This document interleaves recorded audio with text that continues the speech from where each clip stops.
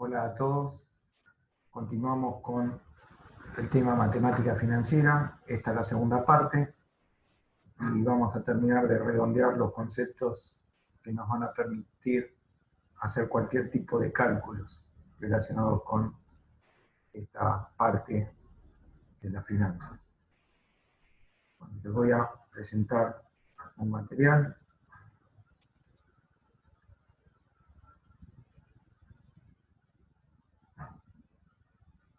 Y así vamos a poder concluir. Bueno, habíamos visto que habían dos sistemas de capitalización, el simple y el compuesto. El compuesto es el que se utiliza comercialmente. Vimos que había que tener una serie de recaudos para trabajar con capitalización compuesta, no aproximar los valores para hacer los cálculos, considerar como periodo de capitalización el mes, transformar la tasa de interés, el tiempo, en meses, y habíamos avanzado hasta llegar a lo que era una serie uniforme. La serie uniforme está constituida por flujos constantes, producidos en forma ininterrumpida desde el primero hasta el último periodo, aplicando la misma tasa de interés. Y finalmente vimos cómo calcular el valor futuro de esa serie uniforme. Ahora nos vamos a adentrar en una parte que nos va a permitir calcular cuotas, transformar un valor de contado en cuotas, o conociendo el valor de las cuotas, saber a cuánto equivale a un valor de contado. Vamos a ver distintos sistemas de devolución de préstamos. Bueno, comenzamos entonces con sistemas equivalentes. Dos sistemas son equivalentes cuando permiten obtener el mismo valor futuro, transcurriendo la misma cantidad de periodos y aplicando idéntica tasa de interés. Entonces se llega a la misma cantidad futura de distintas maneras. Entonces acá tenemos un sistema que parte de una única cantidad en el presente para luego de n periodos llegar a una cantidad futura, f en el periodo n, aplicando una tasa de interés. Y acá tenemos otro sistema, se trata de una serie uniforme, todos flujos constantes, desde el primero hasta el último periodo en forma ininterrumpida, obteniendo también la misma cantidad final f, aplicando la misma tasa de interés. En el primer sistema, como es una única cantidad, el valor futuro de esa única cantidad lo calculamos con la expresión que vimos al iniciar capitalización compuesta. Y para la serie uniforme, vimos que la expresión de cálculo es esta. Como ambas cantidades futuras son equivalentes, porque los sistemas así lo son, podemos igualar los segundos miembros. Y de acá poder despejar tanto el valor de P en función de A, o de A en función de P. Entonces vamos a tener la expresión para calcular P en función de A, y la expresión para calcular A en función de P, despejando de esta igualdad de los segundos términos. De esta manera, entonces, conociendo el valor de cuota, podemos calcular el valor equivalente presente, o de contado. Y acá, cómo calcular el valor de la cuota, conociendo el valor de contado. Siempre estableciendo un número de cuotas, n, y una tasa de interés establecida. Bueno, vamos a un ejemplo para explicar esto. Un comerciante vende al contado un producto a un valor, 35.800. lo quiere financiar en 12 cuotas mensuales iguales. Y pretende una tasa de interés del 28% anual. ¿Cuál es el valor que va a cobrar por cada cuota? Entonces, como vimos recién, el valor para calcular la cuota en función de P es esta expresión. Reemplazamos por los datos que tenemos. En P ponemos 35.800, en I ponemos 0,28 dividido 12, la transformamos a mensual. Multiplicamos por 1 más la tasa de interés y elevado a la cantidad de cuotas, 12. Entonces reemplazamos todos los datos, operamos y obtenemos el valor de la cuota. Entonces este valor de contado es equivalente a financiarlo en 12 cuotas de 3.454,90, aplicando una tasa de interés del 28% anual.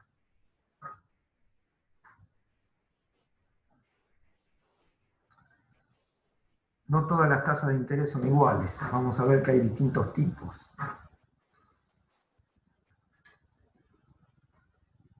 Tenemos la tasa activa y la tasa pasiva, que son las distintas tasas que cobran las instituciones financieras, los bancos. La tasa activa es la que cobran a sus clientes por prestarles dinero. Le aplican esta tasa para calcular el interés que les cobran. La tasa pasiva es la que paga el banco cuando recibe depósitos de la gente. Siempre la tasa activa es superior a la pasiva, es parte del negocio del banco. La diferencia entre estas tasas se los llama spread.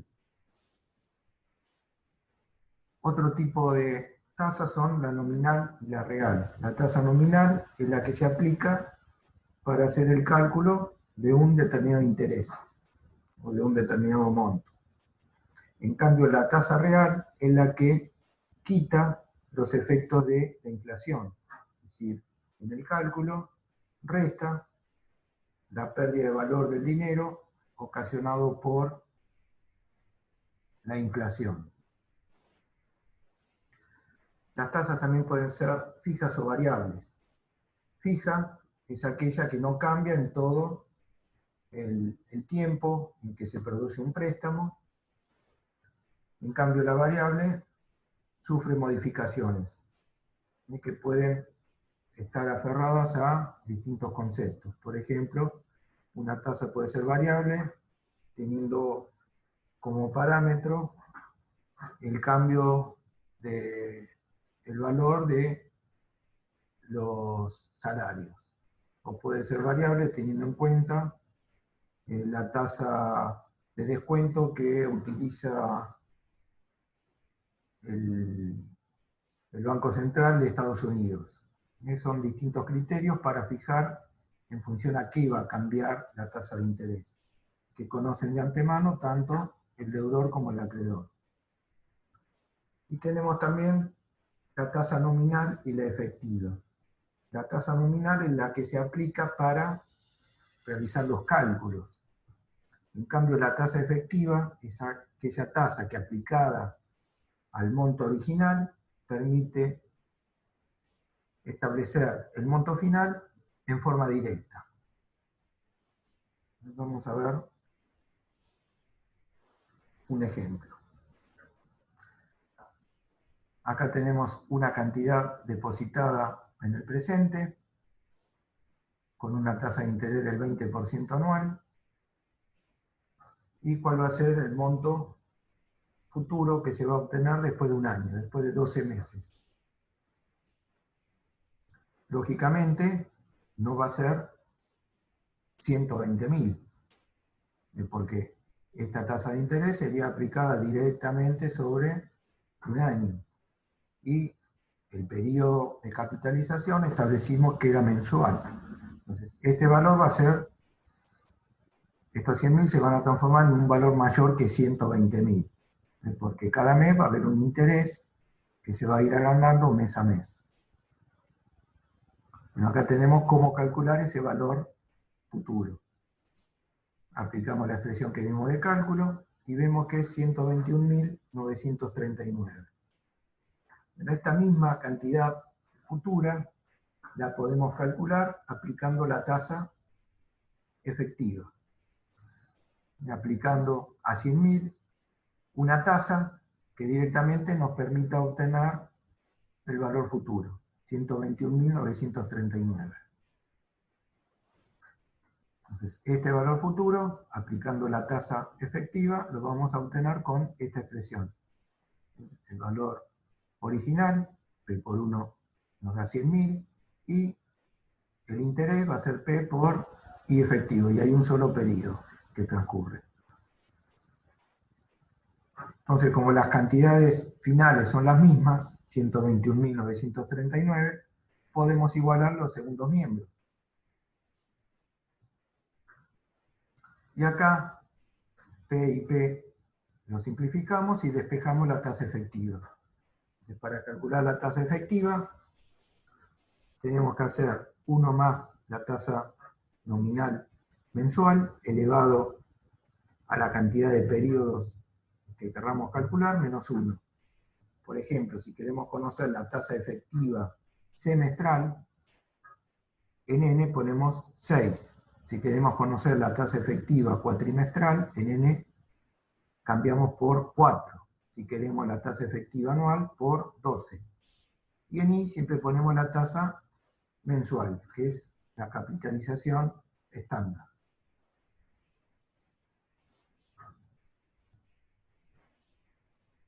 Bueno, vemos cuál sería el valor de la tasa efectiva en este ejemplo que estábamos resolviendo.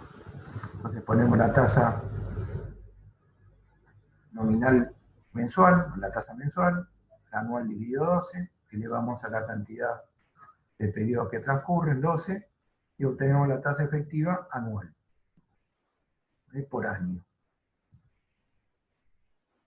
La podemos expresar porcentualmente, 21,94% al año. También otra manera de escribir la tasa efectiva anual es con la sigla TEA. Entonces ahora podemos diferenciar la tasa efectiva de la nominal. La nominal es la que se utiliza en el cálculo. Y muchas veces también en los bancos podemos ver la pizarra que ofrecen para indicar la tasa que pagan por plazos fijos, y figura TNA, que sería tasa nominal anual. La tasa efectiva se simboliza con TEA. Lo verificamos en el ejemplo anterior, entonces, cuál es el valor futuro aplicando esta tasa efectiva que recién calculamos. Y vemos que coincide el valor con el anterior. La tasa efectiva es importante porque nos va a permitir calcular, por ejemplo, series uniformes que no tienen continuidad en los flujos. Por ejemplo, si tenemos gastos que no son mensuales, por ejemplo bimestrales, cada bimestre durante 5 años tenemos el mismo monto de gastos, pero en forma bimestral, para no tener que hacer el cálculo uno por uno, porque no se trata de una serie uniforme, la podemos transformar en una serie uniforme calculando la tasa efectiva bimestral. Entonces, si conocemos la tasa efectiva en el periodo, transformamos esa serie que no era uniforme en una serie uniforme y así simplificamos el cálculo. Esto se aplica mucho en evaluación de proyectos, para simplificar el cálculo. Bueno, y finalmente vamos a ver métodos de devolución de préstamo. Cuando una persona solicita un préstamo, tiene diferentes maneras de reintegrarle al acreedor esto que recibió. Vamos a enumerar los métodos. Tenemos el francés, el método alemán, el americano, otro que se denomina capital a término, y uno que no tiene nombre, pero yo lo llamo argento porque es típico que se aplica en nuestro país. El sistema francés tiene como característica que el deudor va a pagar cuotas constantes, todas del mismo valor, durante todo el tiempo que dure el préstamo. En el sistema alemán, en cambio, las cuotas son decrecientes. Lo que es constante es el monto de capital que va devolviendo el deudor. En el sistema americano, el deudor recibe un monto de dinero y este monto de dinero se va transformando en una deuda a futuro. En cualquier momento, el deudor decide pagar parcial o totalmente. En ese momento se hace el cálculo de lo que debía a esa fecha, se descuenta lo que paga y el monto que queda como saldo sigue generando intereses hasta que vuelva a hacer otro pago el deudor. En el sistema capital a término, el deudor recibe un monto que va a generar un interés mensual que va a ir pagando solo el interés, y cuando termina el tiempo del préstamo, en la última cuota devuelve todo el capital que se le prestó. Bueno, y el sistema argento se los voy a explicar con un ejemplo, que no es fácil describirlo en pocas palabras. Bueno, vamos a comenzar con el método francés. Les decía que el método francés se caracteriza por tener un monto de cuota constante durante todo el periodo del préstamo. Por ejemplo, si una persona recibe 250.000 pesos, pacta un término de préstamo de 20 años y una tasa de interés del 18% anual, podemos calcular cuál va a ser el monto de la cuota, porque se trata de una serie uniforme. Todos los pagos iguales, uno por periodo, en forma ininterrumpida. Entonces, aplicamos el valor de cuota de una serie uniforme, conociendo el valor P. Reemplazamos por los datos, en P ponemos el valor que recibe el deudor, 250.000, en la tasa ponemos 0,20, 0,18 dividido 12, y en N ponemos la cantidad de años, 20 años son 240 meses. Nos reemplazamos todos los datos y obtenemos el valor de cuota. Entonces, por este método, el que recibe el préstamo va a pagar 3.858,30 de cuota cada mes. En la realidad, este valor de cuota constante se tergiversa debido a un impuesto, que es el impuesto al valor agregado. El deudor, aparte de pagarle la cuota al banco, tiene que pagar un impuesto. Este impuesto se aplica sobre los intereses que paga. Por lo tanto, el valor de cuota va a ir cambiando, pero en forma pura el sistema es con cuota constante.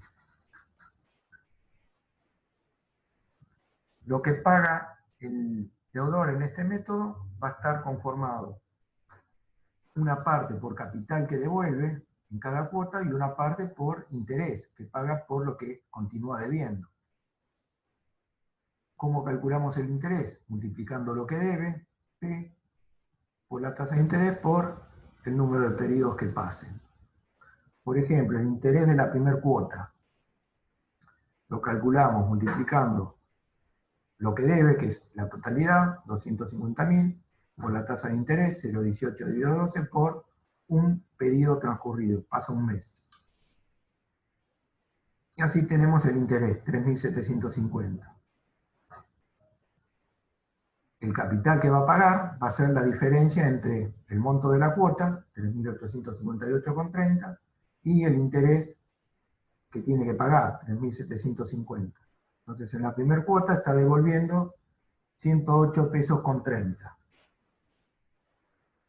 En la segunda cuota, el interés lo va a pagar sobre los 250.000 iniciales menos lo que devolvió, 108,30. Si calculamos el interés, en este caso obtenemos que es 3.748,40, un poquito menos que el anterior. y el capital que devuelve es un poquito más que el anterior. Restamos 3.858,30, que es el valor que se mantiene constante, menos el interés, y obtenemos el capital que devuelve. Y así podemos ir calculando cada cuota, qué parte de capital tiene, qué parte de interés está pagando. Entonces, como les decía, en la práctica el monto no resulta igual porque se aplica un IVA sobre el interés, que ven que va cambiando en cada cuota. Bueno, acá tenemos para la 3, para que vean otro cálculo, a los 250.000 originales que recibe la persona, le restamos lo que pagó en la cuota 1 y lo que pagó en la cuota 2. Calculamos el interés, se lo restamos al valor de la cuota y tenemos el capital que devuelve. Este sistema francés es el más utilizado bancariamente. Como ven, en este caso se paga mucha mayor porción de interés que lo que se devuelve de capital en cada cuota. Vamos al segundo método, el método alemán. Usamos el mismo ejemplo. La persona recibe 250.000 a 20 años con una tasa de interés del 18% anual. También la cuota en el método alemán va a estar constituida por una parte de capital que devuelve y una parte de interés que paga por lo que sigue adeudando. En este sistema les adelanté que lo que es constante es el capital devuelto en cada cuota. Entonces, esta parte de la cuota siempre es la misma. Sería el capital total, el préstamo que recibe, dividido la cantidad de cuotas. Como son 20 años, serían 240 meses. Entonces tendríamos P dividido N. Y el interés sería siempre el mismo cálculo, P por I por N. Entonces en el ejemplo tenemos para la primera cuota el monto de capital que va a devolver es 250.000 dividido 240. Esto no va a cambiar en ninguna cuota. Y lo que sí va a cambiar es la parte de interés. ¿Cómo calculamos el interés? Multiplicamos lo que debe por la tasa de interés por 1. Entonces el monto de la primera cuota es 1.041,70, que es el capital que devuelve, más 3.750 de interés. Monto total de la primera cuota, 4.791,70. Vamos al cálculo de la segunda. La parte que devuelve la misma, 1.401,70, y el interés va a ser menor, porque le vamos a restar lo que devolvió en la primera cuota, que era 1.041,70. Entonces calculamos el interés. En este caso tenemos 3.734,40 sumado al monto fijo de devolución del préstamo. Tenemos una cuota de 4.776,10. Hacemos un nuevo cálculo. El monto que devuelve siempre es el mismo, lo que cambia es el interés. Ahora le restamos dos veces las dos porciones de capital que pagó en las dos primeras cuotas. Y así obtenemos un interés diferente, 3.718,70, sumado a lo que devuelve de capital, 4.760. Y así podemos ir calculando una a una las cuotas que va pagando un deudor con el método alemán. Bueno, ¿cuál le convendría al que pide el préstamo tomar? Lógicamente le conviene el método alemán, porque está devolviendo mayor porción de capital en cada cuota. Si devuelve más porción de capital, va a pagar menos interés. Por lo tanto, va a terminar pagando menos que con el método francés. Pero va a depender quien lo pueda tomar, en el caso que los bancos ofrezcan los dos sistemas, que le dé como opción al cliente, va a depender de la relación cuota-ingreso. Es decir, para conceder el préstamo, el banco se va a tener que asegurar que el cliente le va a pagar las cuotas. Entonces, establece el banco una relación entre lo que puede quitar del ingreso que recibe la persona y que va a ser afectado a la cuota. Es lo que se llama relación cuota-ingreso. Por ejemplo, la persona tiene un ingreso de 10.000 y el banco establece que puede pagar el 20% para que no tenga problemas de pago. Entonces va a poder pagar una cuota de 2.000. Bueno, en este ejemplo vemos que el banco establece una relación del 30%, relación cuota-ingreso, o una relación cuota-ingreso de 0,3. Si quiere optar por el método francés, el valor de la cuota, habíamos dicho que era constante, 3.858,30. Con esta relación cuota-ingreso tendría que demostrar ingresos por 18.861. Es decir, 18.861 por el 30% permite pagar 3.858,30. En cambio, para el método alemán, con la misma relación cuota-ingreso, se toma el valor de la primer cuota, que sería 4.791,70. Por lo tanto, lo que va a tener que demostrar de ingreso es un valor superior, 15.971. Aproximadamente el 25% más. Por lo tanto, muchas veces los deudores no pueden optar por el sistema alemán, porque siempre piden justo lo que necesitan para comprar, por ejemplo, una vivienda, están al límite y generalmente no pueden demostrar ingresos mayores. Entonces, sí, si tiene holgura en sus ingresos, puede optar por el sistema alemán, y si no, va a tener que caer en el sistema francés, que es el que se utiliza normalmente. Bueno, pasamos al método americano. Les decía que es un método atípico, se utiliza en Estados Unidos, por eso se lo llama así.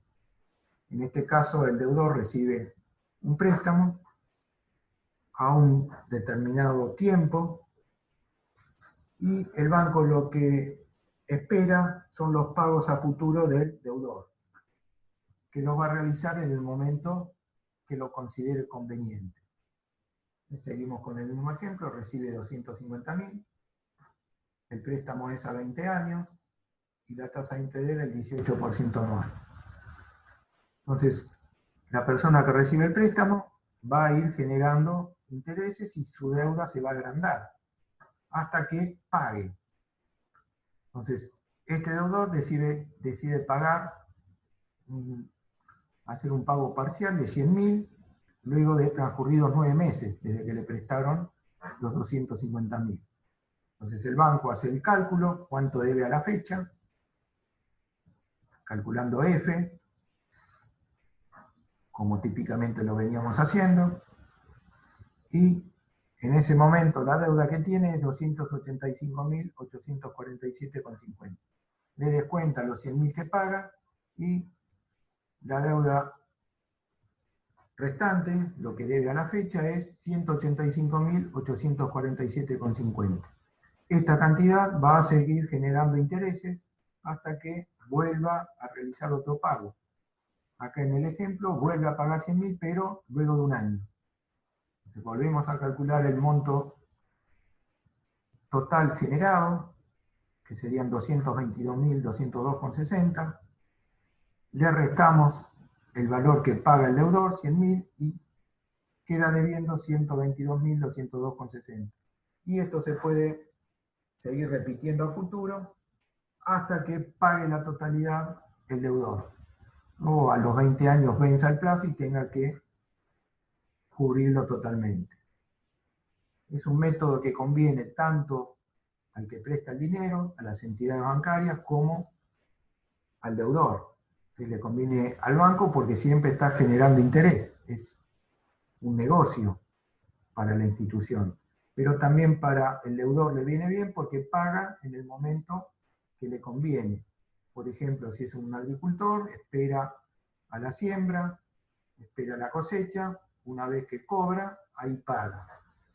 O una empresa industrial que necesita una máquina nueva, hasta que vuelve a recuperar todo ese valor, tiene tiempo para devolver el préstamo. Entonces, esa conveniencia de ambas partes. Y vamos al método Argento.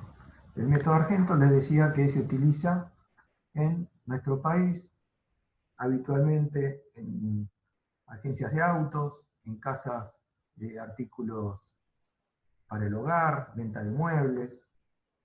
Nos supongamos que una persona va a una agencia de autos, quiere comprar un auto para el cual quiere el dinero, pero el vendedor es pícaro y le muestra otro que tiene un precio mayor. El comprador se enamora de ese auto, lo ve al otro como insignificante, pero no tiene todo el dinero. Entonces el vendedor le dice, te lo financio, no te hagas problema. Te voy a cobrar la misma tasa de interés que aplica el banco. Entonces le dice, te voy a aplicar una tasa de interés del 24% anual, que es la tasa que aplica un banco. Lo que le queda para completar el pago serían 144.000 pesos.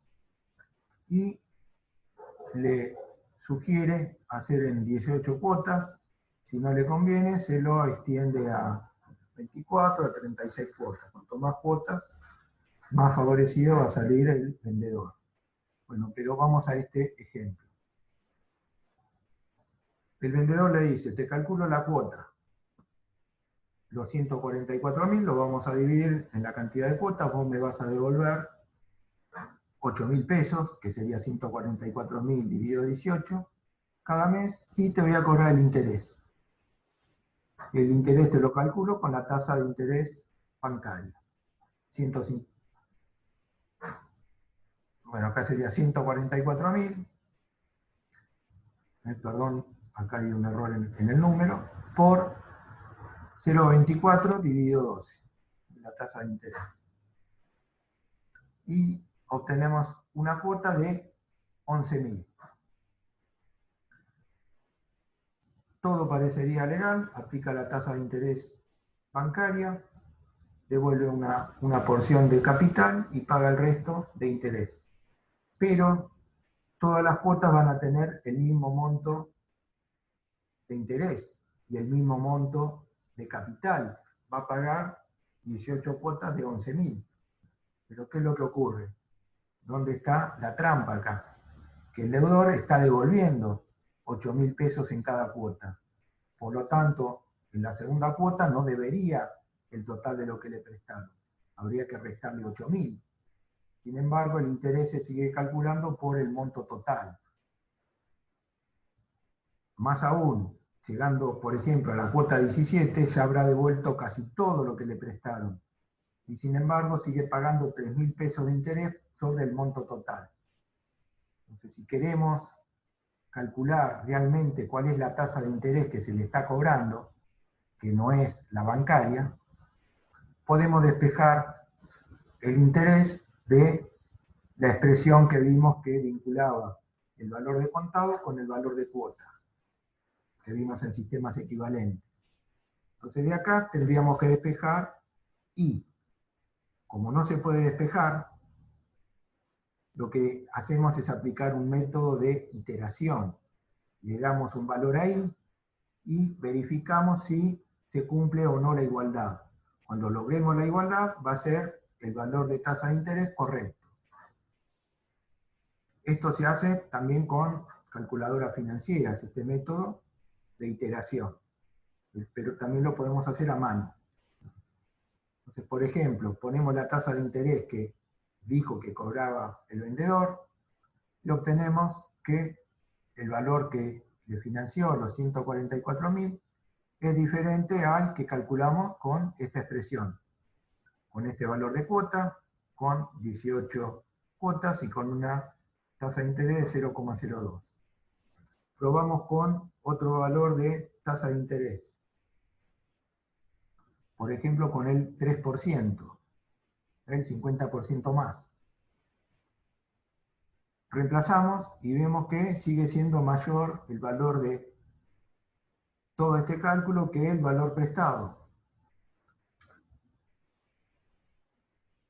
Probamos con otro valor, el doble del que había dicho que cobraba el vendedor.